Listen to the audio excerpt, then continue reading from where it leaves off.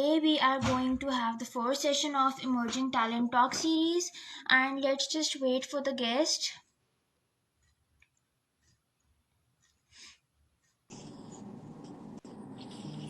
अस्सलाम Hello. वालेकुम। जी अब I can hear you perfectly. I don't क्या मसला अच्छा, so है, Assalamualaikum लोगों ने काफी everyone. So let's start with this session finally. So Assalamualaikum everyone. So guys, today we are here for the first series of our emerging talent talk, and the guest today with us is Samreen Fahim, who is an amazing makeup artist, the one I'm extremely inspired from. So Sam, आप थोड़ा सा अपना introduction दें, start करें so that we move on to the conversation. जी। मैं समरीन फ़हीम और मैं लाहौर से हूँ और मैं अपना एक सैलून रन कर रही हूँ, साथ ब्लॉगिंग कर रही हूँ, साथ कुछ शूट्स भी चल रहे हैं और साथ कुछ टॉक शोज भी चल रहे हैं। और आज वहाँ के लिए मैं आई हूँ यहाँ पे लाइव कुछ टॉपिक्स पे बात करने के लिए। जिस तरह अगर आप क्वेश्चन आंसर होंगे, अगर आप लोगों को भी कुछ पूछना हो किसी भी चीज़ के बारे में, about makeup, about how to increase जो यूथ है हमारी, जो आने वाले जो हमारे नौजवान हैं या जो लड़कियां हैं जो आगे बढ़ना चाह रही हैं, उनके पास टैलेंट है, उनको क्या ऐसा छोटी छोटी चीज़ें ऐसी हैं जो अपनानी चाहिए जिससे उनको ज़्यादा आगे जाने का मौका मिलेगा। तो प्लीज़ डू ज्वाइन अस और ask anything if you want to. अच्छा, so Sam, there are a few questions that I would like to ask. सबसे पहले तो आप मुझे बताएं कि as far as you remember, जब आपने अपना करियर स्टार्ट किया, तो what was your motivation? आपकी क्या encouragement थी? Like माशाल्लाह से you're so successful, आपकी इतनी ज़्यादा achievements हैं, तो what do you think was your core motivation, जो आप ये कहते हैं ना, जिस वजह से आपने ये चीज़, आप मतलब इतना motivated रही throughout the journey, आपने कहीं पे give up नहीं किया, तो what is that reason? Reason एक ही था कि मेरे अंदर अल्लाह ताला ने जो टैलेंट डाला है, मैंने उसको ख़त्म नहीं करना, मैंने उसको बढ़ाना है, लेके चलना है आगे। और बहुत सारी ऐसी चीज़ें जो इंसान जो सोचता है कि होप छोड़ देता है सम टाइम। मैं ये कहती हूँ कि आपके अंदर किसी किस्म का दिल है तो उसको मरने ना दें। थोड़े पैमाने में छोटी जगह पे थोड़ा कहते हैं ना, अपना रख के बजट रख के उसको स्टार्ट करें। जैसे आप स्लो एंड कहते हैं ना, slow and study wins the race. तो जब आप उस चीज को मुस्तकिल मिजाजी के साथ लेके चलते हैं ना, तो एक ना एक दिन एक आप एक पीक पे पहुंच जाते हैं। तो मेरे अंदर भी यही था। मैंने एक बहुत छोटी सी जगह से, बहुत एक छोटे से प्लेस से शुरू किया था, लेकिन इतनी ज्यादा मेरे अंदर इस चीज को, नेचुरली एक बात है, जिस चीज में भी आपका टैलेंट होता है वो एक नेचुरल आपके अंदर टैलेंट होता है उस चीज का। कोई भी आर्ट हो जाए या कोई भी किसी किस्म का भी ऐसा स्किल हो जाए, तो वो कहीं ना कहीं आपके अंदर छुपा होता है, तो आप उसको लेके आगे जाते हो। तो मेरे अंदर भी था, तो मैंने कहा कि मैंने सोचा यही कि मैं एक मेकअप आर्टिस्ट बनना है और एक लेवल तक पहुंचना है। तो वो जो मेकअप आर्टिस्ट बनने की ख्वाहिश थी वो मुझे फिर लंदन तक लेके गई। फिर मैंने वहाँ पे सारी अपनी जो स्टडी है वो कंप्लीट की, मेकअप में, हेयर में। वहाँ पे लाइसेंस लिया, अपने एग्जाम्स दिए, अपना मैंने अपनी डिग्री ली वहाँ से। Then I came back again Pakistan, और अब यहाँ आके मैंने अपना एक सैलून बनाया है पैरागॉन सिटी लाहौर में। अब उसको रन कर रहे हैं और साथ साथ और बहुत सारी चीजें चल रही हैं। माशाल्लाह, एक्सीलेंट. सो यू मीन कि आपको हमेशा लाइक वो जो एक फ्रेज है, baby steps to success, so that is what you have followed and that is what you think that the youth should also follow, right? Should अच्छा, तो Sam, can you share one of the most challenging situation जो कि आपने अपने career में face की हो, like जिस टाइम पे आप, like you were very close to giving up but you did not, like there was a reason why you know kept on struggling. तो कोई एक ऐसी सिचुएशन अगर आप शेयर कर सकें अपनी. हाँ। यार एक्चुअली पता क्या बात है कि ये जो सैलून का जो एक काम है ना, एक्चुअली पाकिस्तान में इसको एक अच्छी निगाह से नहीं देखा जाता। कुछ लोग समझते हैं कि जो सैलून का काम कर रही हैं औरतें वो अच्छी औरतें नहीं होती हैं, उनके कैरेक्टर सही नहीं होते हैं, बल्कि ऐसा कुछ भी। इंसान अपनी पहचान खुद बनाता है। हर एक जो प्रोफेशन है उसके अंदर अच्छे लोग भी हैं, बुरे लोग भी। तो जब मैं पाकिस्तान वापस आई हम्म. और मैंने ये कहा कि मैंने बनाना है, तो मेरे जो सारे इन लॉज थे वो इस चीज के अगेंस्ट थे और उन्होंने कहा कि नहीं, ये काम तो नहीं हो सकता। आपको कोई जरूरत नहीं है, अल्हम्दुलिल्लाह पैसे की कोई कमी नहीं है, किसी चीज की कोई मोहताजी नहीं है, तो ये काम यहाँ पे नहीं हो। तो वो एक सिचुएशन थी कि डू एंड डाई वाली बात थी। या तो मैं फैमिली रखती या मैं सैलून रखती, लेकिन अल्हम्दुलिल्लाह जो मेरी फैमिली थी, जो मेरे हस्बैंड थे, जो मेरी अपने बहन भाई थे, उन सब ने मुझे बहुत सपोर्ट किया। और मैं जीत गई इस वॉर के अंदर। और मैंने जो सा है इसको अपना रोका नहीं, मैंने इसको चलाती ही रही और फिर मैं कामयाब हुई अपना सैलून बनाने में। और अल्हम्दुलिल्लाह आज वही लोग हैं जो अप्रिशिएट भी करते हैं, प्रेस भी करते हैं और आपको कहते हैं कि अच्छी बात है, आपने इस चीज को रोका नहीं, आगे जाने दिया। और आज माशाल्लाह एक लेवल है, एक मुकाम है, लोग पहचानते हैं, खुश होते हैं, काम से खुश होते हैं और आपको इज्जत भी देते हैं। एक्सेलेंट। अच्छा तो Sam, there is one more question जो कि थोड़ा सा इट इज़ लाइक मतलब मोर कॉन्सेंट्रेटेड टू यूथ, कि एट टाइम्स जो है that is what I have noticed बहुत ज़्यादा यंग लोगों में, कि आप बहुत देर लगा देते हैं इन लाइक रियलाइज करने में कि what is your passion, like आपको अपनी लाइफ में किस चीज़ की तरफ जाना चाहिए। तो इवन देर आर पीपल जो कि इवन अपनी डिग्रीज कंप्लीट करने के बाद उनको रियलाइज होता है कि ओहो यार नहीं, ये चीज़ तो हमने करनी नहीं थी, this is not the field that we wanted to be a part of. तो what do you suggest for like youth के मतलब वो किस तरह से अपने इस टैलेंट को, अपने पैशन को एक्सप्लोर करें? बिकॉज एट टाइम्स आपके इतने हिडन टैलेंट्स होते हैं जो इनके बारे में आपको पता ही नहीं लगता, और एक स्टेज पे आकर जब आपको पता लगता है तो यू रियलाइज कि नहीं यार अब तो बहुत देर हो चुकी हुई है। तो इस बारे में what would you like to say? मैं ये कहूंगी वहां की देर कभी भी नहीं होती है। जब भी आपको रियलाइज हो जाए कि मैं इस चीज में परफेक्ट हूँ और मैं इस चीज को लेके आगे जा सकता था, तो मेरा ख्याल आपको स्टार्ट कर देना चाहिए। वो एक पॉइंट होता है जब आपको इनिशियली स्टेजेस जब होती है ना, इंसान पढ़ रहा होता है, साथ और बहुत से काम होते हैं, अपना फ्यूचर भी बनाना होता है। पाकिस्तान में ये है कि आप टैलेंट से आगे नहीं जा सकते, आपको आपकी डिग्री लेनी पड़ती है जिससे आपको कमाने का एक जरिया बनता है। तो लोग उस तरफ ज्यादा तवज्जो देते हैं, अपनी स्किल्स की तरफ थोड़ी सी कम देते हैं। तो लेकिन जब मैं ये कहती हूँ कि जब भी आपको रियलाइज हो जाए कि यार जैसे कोई डॉक्टर है, वो बहुत अच्छा सिंगर बन सकता है, बहुत अच्छा पेंटर बन सकता है, अगर उसके अंदर ये टैलेंट है तो उसको इसको छुपाना नहीं चाहिए। उसको मेरा ख्याल है अपनी स्टडीज के साथ, अपने उस प्रोफेशन के साथ इसको लेके आगे चलना चाहिए। ये एक ऐसी चीज है जो आपको हमेशा क्या कहेंगे मसरूफ रखती है, खुश रखती है। आपके अंदर कोई हॉबी हो ना और आप उसको छुपा के बैठ जाए और ना कर पाए, बाहर ना निकाल सके, तो आप एक अजीब सी कश्मकश में रहते हैं। आप काम भी कर रहे होते हैं, कमा भी रहे होते हैं, लेकिन आपको वो खुशी नहीं मिल रही होती। लेकिन अगर आप अपनी स्किल्स को लेके आगे चलें, तो वो जब आप लोगों तक पहुंचाते हैं और लोग जब आपको अप्रिशिएट करते हैं, आपके काम को पसंद करते हैं, तो वो आपको एक अलग सा एक रूम मिलता है अपनी पर्सनालिटी के अंदर। तो मैं ये चाहती हूँ कि सब जोन से हैं, जितने भी हमारी यूथ है, अगर किसी भी किस्म का कोई टैलेंट उनके अंदर है तो उसको छुपाए ना, उसको जरूर बाहर निकालें और उसको लोगों तक पहुंचाएं कि भाई अल्लाह ने हमारे अंदर ये चीज डाली है और हम इसको इस तरीके से लेके आगे चल रहे हैं। इससे ये होता है कि मोटिवेशन मिलती है उन लोगों को जिनके अंदर ये स्किल्स होती हैं। मेरे पास जो बच्चियां आती हैं उनके पास इतने रिसोर्सेस नहीं होते, लेकिन मैं उन्हें कहती हूँ कि आज आप थोड़े से सीखो, एक चेयर एक शीशे से शुरू करो, इंशाल्लाह ताला अल्लाह ताला आपको कल को आपको अपने सैलून्स रन करने की भी तौफीक देगा। लेकिन इस चीज को छोड़ो नहीं, अगर शौक है तो उसको लेके चलो आगे। एग्जैक्टली। अच्छा, अब जैसे आजकल जो हमारे पूरी इकोनॉमी में या पूरे कंट्री में, या सिर्फ कंट्री की बात नहीं करते, आजकल तो थ्रू आउट द वर्ल्ड इतने इश्यूज चल रहे हैं। तो जिस तरह इतने हम रेप केसेस वगैरह देखते हैं या इतने इस टाइप के इश्यूज, मतलब that is just an example, daily life में इतने इश्यूज होते हैं। तो व्हाट डू यू थिंक कि हमारी यूथ में एक कौन सी सबसे इम्पोर्टेंट चीज़ है जो कि मिसिंग है, जिस वजह से इतने इस टाइप के इश्यूज जो हैं लोगों को भी फेस करने पड़ते हैं, हमें भी इन आर डेली लाइफ फेस करने पड़ते हैं? या हमारी यूथ में ऐसी कौन सी एक चीज़ होनी चाहिए जिससे जो है मतलब उनमें एक अपने आप को एक बेटर तरीके से प्रेजेंट करना, अपनी सोसाइटी में एक इमेज बनाना, अपनी वैल्यूज को कैरी करना, वो चीज़ आएगी? देखो माँ, एक्चुअली मैंने ये चीज रियलाइज की है कि फ्रस्ट्रेशन बहुत ज्यादा बढ़ गई है लोगों के अंदर।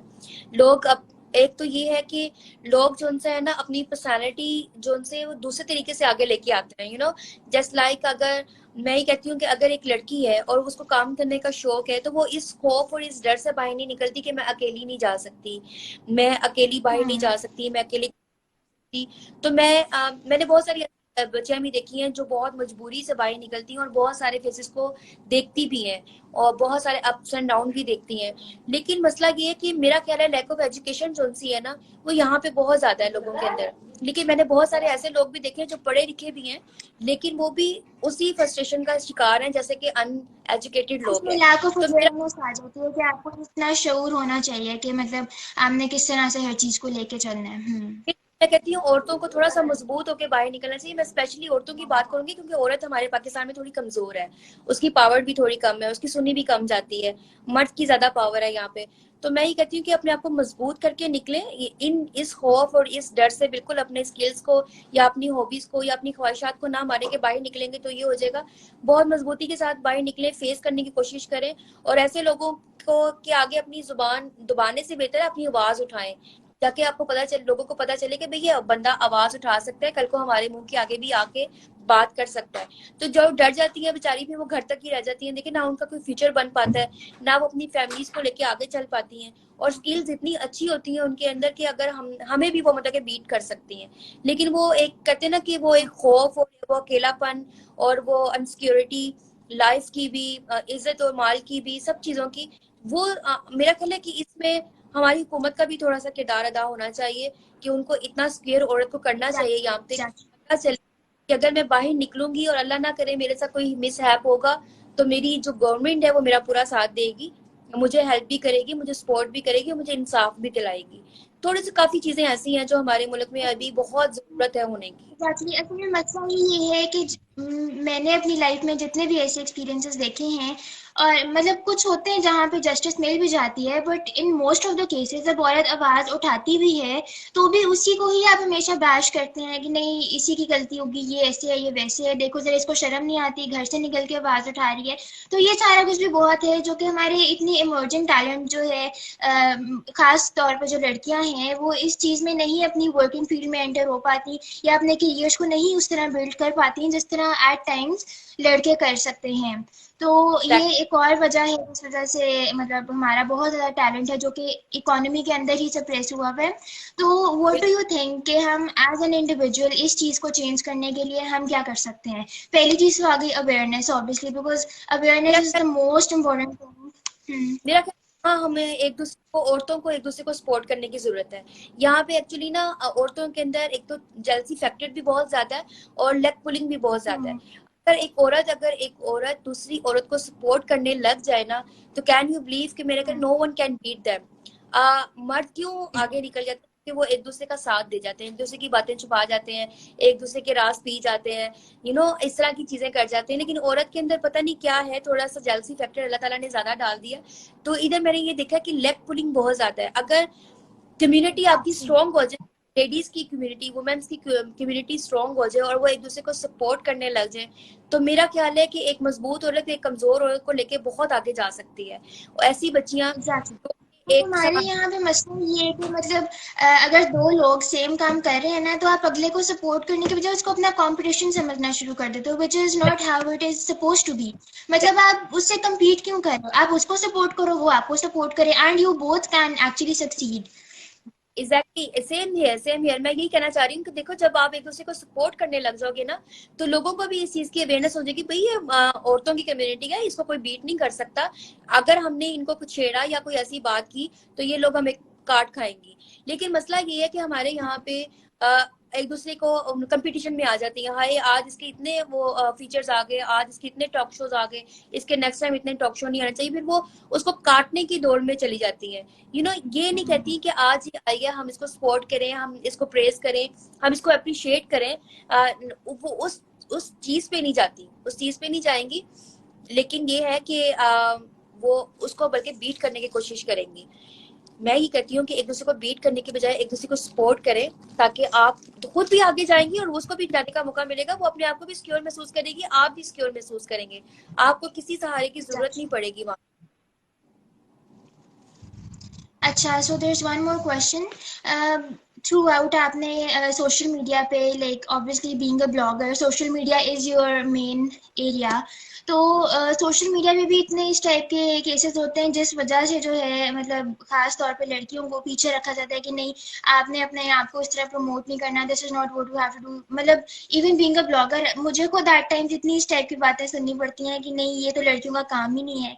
मतलब इस फील्ड को ही इतना गलत समझा जाता है। तो how do you think that, मैं अपनी ही अगर एग्जांपल लूँ, how do you think that bloggers like me who are in this age, मतलब being a part of the youth, हमें किस तरह से इस चीज को टैकल करना चाहिए अपने एक टैलेंट को प्रमोट करने के लिए? मैं ये कहती हूँ कि बहुत सारी बातें सुनने के लिए मिलती हैं एज अ ब्लॉगर। आपको भी पता होगा घर वाले सबसे पहले कोई ना कोई रिलेटिव के बीच में आके कोई ना कोई कान में कोई ऐसी बात कर जाते हैं पेरेंट्स की कि वो कहते हैं कि हाय अब दोबारा ये काम नहीं होना चाहिए। लेकिन मैं ये कहती हूँ कि अगर वो स्टैंड कर जाए कि देखो हमारी बच्चियां हमारी पावर है, बेटी हमारी पावर है, हमारी ताकत है। अगर ये घर बैठी ब्लॉगिंग कर रही है या लाइव शोज में आके लोगों को मोटिवेट कर रही है या ये किसी इवेंट पे जाके अपने आप को प्रेजेंट कर रही है और दिखा रही है कि भाई यूथ में पावर है, औरत के अंदर भी पावर है, तो इस चीज को बुरा नहीं मनाना चाहिए बल्कि आपको सपोर्ट करना चाहिए। बहुत सारी लड़कियां मैं आपको बताया ना कि ऐसी हैं जो बेचारी इस तरह लाइव भी नहीं बैठ सकती, बैठ के बात भी नहीं कर सकती क्योंकि उनको पीछे से मना किया जाता है घर वालों की तरफ से, फैमिली का प्रेशर है, रिलेटिव्स का प्रेशर है, जी क्या है जी रिश्ते नहीं आएंगे, लोग बुरा समझेंगे, वो कहेंगे तो ये तो टीवी पे आती है, ये तो जी बातें करती है, ये इस तरह करती है। मतलब कि ये इतनी छोटी छोटी बातें, हम बहुत आगे निकल आए हुए हैं लेकिन अभी भी हमारे जो दिमाग है ना वो पीछे ही है कि अगर बच्ची टीवी पे आ गई है तो वो बुरी लगेगी, उसको अच्छे रिश्ते नहीं मिलेंगे। अगर वो टॉक शो में आ गई है तो वो 2 नंबर खिलाना शुरू कर देगी, लोग कहेंगे ये गंदे खानदान की है, खानदान की नहीं है। हालांकि बहुत सारी अच्छी पढ़ी लिखी खातून अब टीवी पे भी आ रही हैं, ड्रामों में भी आ रही हैं, एक्टिंग भी कर रही हैं, सिंगिंग भी कर रही हैं। लेकिन बेबी मेजोरिटी जो सी है ना अभी भी उस चीज को उस नजरिए से नहीं देख रही जिस नजरिए से देखना चाहिए। मतलब कि सपोर्ट करने की बजाय उनका जो मोटिवेशन लेवल है वो डाउन कर देते हैं। जैसे पेरेंट्स भी बेचारे परेशान हो जाते हैं, उनका भी समझ नहीं आ रहा होता कि हम किस लेवल पे जाएं।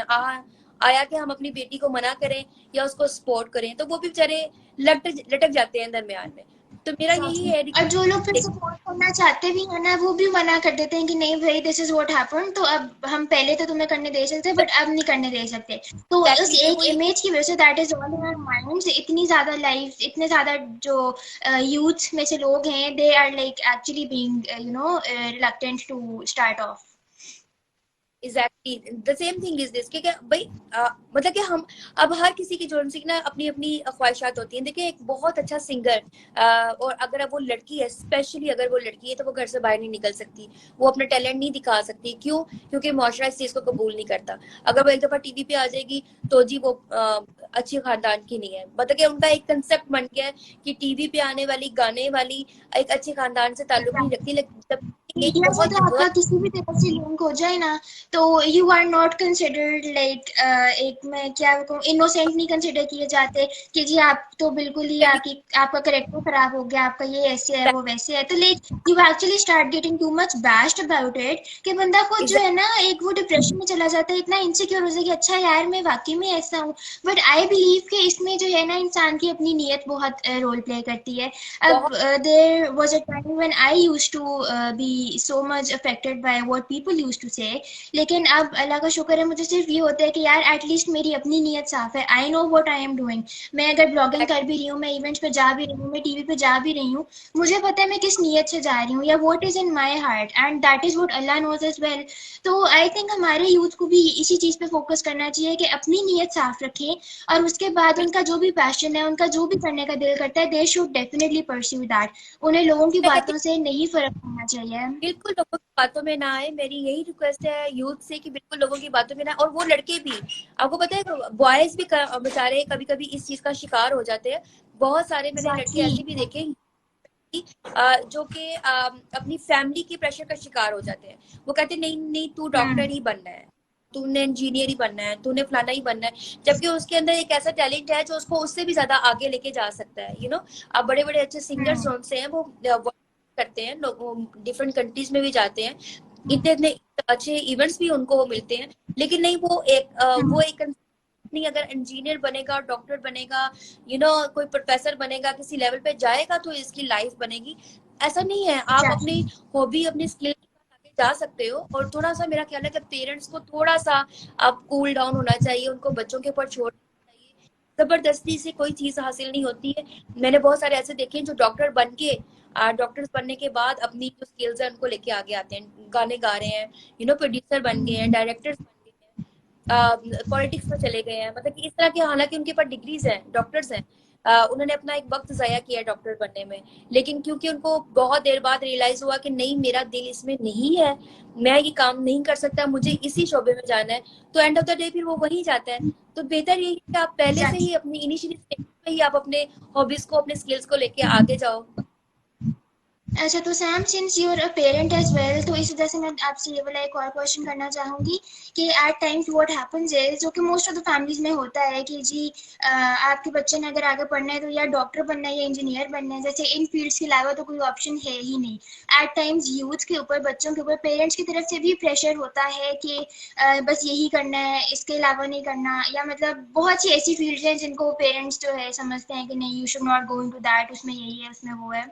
तो व्हाट डू यू थिंक कि पेरेंट्स को इस केस में अपने अंदर क्या चेंज लाना चाहिए कि वो अपनी जो उनके जो बच्चे हैं उनको रिस्ट्रिक्ट ना करें कि नहीं आपने इसी फील्ड में जाना है, this is not what you have to do, या डॉक्टर और इंजीनियर के अलावा तो जी और कोई डिग्री आप मतलब वर्थ नहीं, इट है ही नहीं।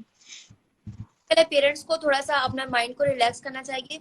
उन्हें उन्हें ये कहना चाहिए कि जिस फील्ड में तुम रिलैक्स हो, जो जिसमें तुम मेहनत कर सकते हो, फील्ड को ही चूज करना। मैंने बहुत सारे पेरेंट्स देखे हैं जो कहते हैं नहीं तुमने डॉक्टर बनना है, जबकि वो दिल से डॉक्टर नहीं बनना चाहता। उसका उसका वो लेवल नहीं है डेड बॉडी का, इंतजिया देने का, किसी के चीड़ फाड़ करने का, उसका अपना वो बर्दाश्त करने वाला लेवल नहीं है। लेकिन वो प्रेशराइज इतना करते हैं उसको कि वो ब्लैक उस प्रोफेशन में जाना शुरू किया। As a mother, I never force my kids कि तुमने इंजीनियर ही बनना है, आईटी इंजीनियर बनना है, डॉक्टर बनना है, क्या बनना है। नो मैंने हमेशा से यही कहा है कि जिस फील्ड में तुम कंफर्टेबल हो, even even you want to be artist, painter, whatever you want to, अगर आपका इंटरेस्ट है तो करते हैं। जिस चीज में तुम्हें लगता है कि तुम लॉन्ग टाइम लेके चल सकते हो इसको, और उसमें अपनी स्किल्स को शो कर सकते हो, अपना इंटरेस्ट लेवल बढ़ा सकते हो, गो फॉर दैट। तो मेरा ख्याल है सब पेरेंट्स को भी कहना चाहिए, ऑप्शन देनी चाहिए, लेकिन प्रेशराइज नहीं करना चाहिए। यहाँ पे कोई बहुत नाराज हो रहा है कि आप हमारी कमेंट्स नहीं पढ़ रहे, तो आपस में व्हाट्सएप पे कॉल ही कर लेते एक दूसरे को। तो मेरा कहना थोड़ा सा एक मैसेज देख लेते हैं। अच्छा, अभी मैं कॉमन से रिलेटेड ही आपसे क्वेश्चन करने वाली थी कि किसी ने कहा, ऊपर एक कमेंट आया हुआ था कि जो लड़कियां, I don't want to use the term, but उसने लिखा हुआ था कि जो लड़कियां बहुत ज्यादा वल्गर कपड़े पहनकर जो है मतलब अपनी ब्लॉगिंग वगैरह कंटिन्यू कर रही होती हैं, उस वजह से इमेज खराब होता है। तो डू यू थिंक कि सिर्फ कपड़े पहनने से जो है मतलब इंसान के इमेज पे कोई फर्क पड़ता है? देखो नहीं, मेरा नहीं ख्याल है, because the thing is this, जिस चीज को अपना कंफर्ट लेवल महसूस हुआ उसने वो कर ली। बहुत सारी ब्लॉगर्स हैं, हम्म, 70% करती, 30% ब्लॉगर्स कर लेती हैं क्योंकि उनको अपना कंफर्ट जोन एग्जैक्टली। लगता है। आप फोर्स नहीं कर सकते हो। उनको भी डेफिनेटली कोई फोर्स नहीं करता होगा कि आप मिनी स्कर्ट्स ही पहने या स्लीवलेस पहने या टाइट्स पहने। उनको लगता होगा, वो उसमें कंफर्टेबल होती होंगी, तो वो करती हैं। कुछ लोगों को बहुत अच्छा लगता है, मोस्टली लोगों को नहीं अच्छा लगता। लेकिन ये कंसेप्शन लेना कि इसकी वजह से सबका इमेज खराब होता है, तो ऐसा मेरा नहीं ख्याल है कि ऐसा है। ये हर किसी का अपना अपना कंफर्ट जोन।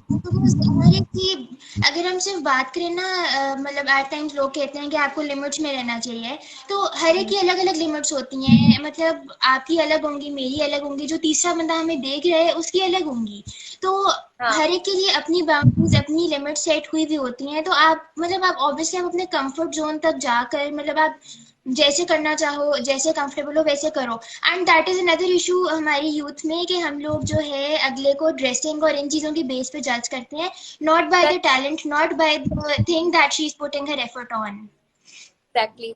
अब इनको एक लगता है लड़की कि है, वो कहीं पे आती है, शी इज वेयरिंग हाँ, लाइक, उसने अगर ड्रॉप ऑफ शोल्डर्स या इस टाइप के कपड़े पहने हुए हैं, तो और वो काम बहुत अच्छा करती है, वी वोंट सी कि अच्छा उसने काम अच्छा किया, लेकिन हमें ये नजर आएगा यार उसके तो कंधे नजर आ रहे थे। तो मतलब दिस मैं इज अ माइंडसेट जो कि हाँ, लोग चेंज करने के लिए तैयार ही नहीं हो रहे किसी तरह।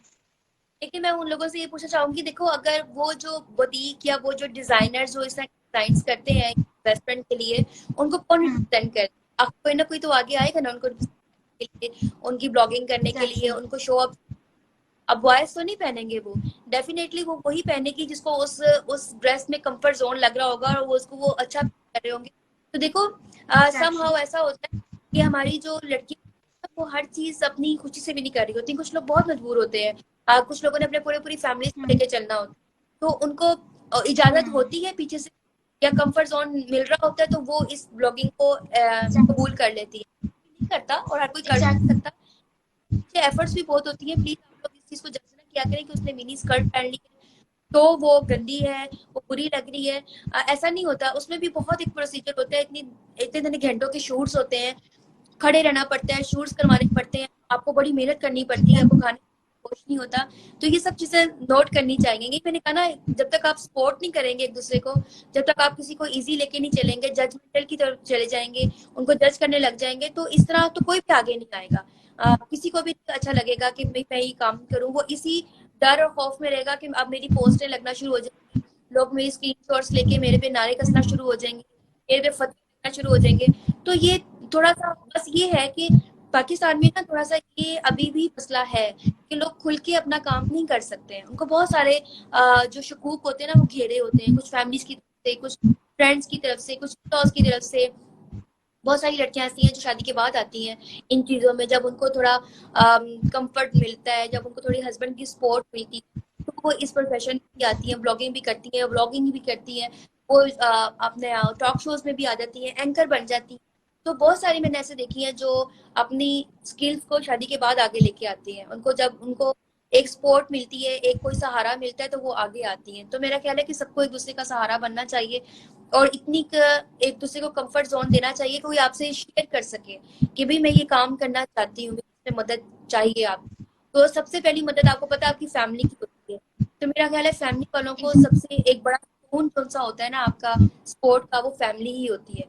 आपके पेरेंट्स, आपके बहन भाई, आपके हस्बैंड, आपके बच्चे, ये जो लोग होते हैं ना, अगर ये आपके साथ है ना, then you can achieve everything very easily. You damn care about others, क्या कर रहे हैं क्या नहीं कर रहे, बट लेकिन अगर आपके अपने आपके साथ हैं तो देन आप अचीव कर जाते हो। Exactly. Chalia, let's ask the audience if they have any questions from any of us.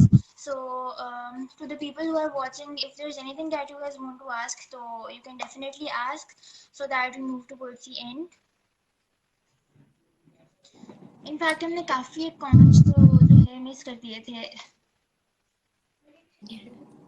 तभी तो वो गुस्से हो रहे हैं मुआज फारूक साहब ने बड़ा डाटा किस्म का annoyed कि हम लोग कमेंट्स देख नहीं रहे, but actually my main purpose was कि हम एक डिस्कशन करके जो है बता देंगे what are we going to do, और लाइक यूथ के लिए क्या चीज़ बेनिफिशियल है, हमें मतलब किस तरह से लेके चलना चाहिए। So it was more like an informative one, interactive इतना मैं खुद भी नहीं चाह रही थी। तो अब लेट्स सी कि अगर कोई इंपॉर्टेंट इसमें कमेंट वगैरह है तो हम उसका वो कर देते हैं, रिस्पॉन्स दे देते हैं। एक दो जो मेन थे जो मुझे लगा था that we should discuss about them, वो कपड़ों वाली एक बात जिसने की थी कि ब्लॉगिंग की जो इमेज है उन लड़कियों की वजह से खराब होती है जो कि बहुत कपड़े मतलब एक्सपोजिंग तो सब पहनती हैं। पता है कभी भी आप किसी को कपड़ों से नहीं के बारे में तो आपको पता है वैसे भी कहा गया कि अगर किसी को आपने जज करना है तो सफर करें, तिजारत करें, उसके साथ खाना खाएं, उसके टाइम गुजारें, फिर आप उसको जज कर सकते हैं कि आया वो आपको किस शख्सियत का मालिक, वो किस तरह का है, उसका दिल कैसा है, उसका दिमाग कैसा है, सोचने की जो सारा लेवल वो कैसा है। आप कपड़ों से, किसी की पर्सनैलिटी से आप उसको जज नहीं कर सकते। बिल्कुल ऐसा। So we do not have any question by now.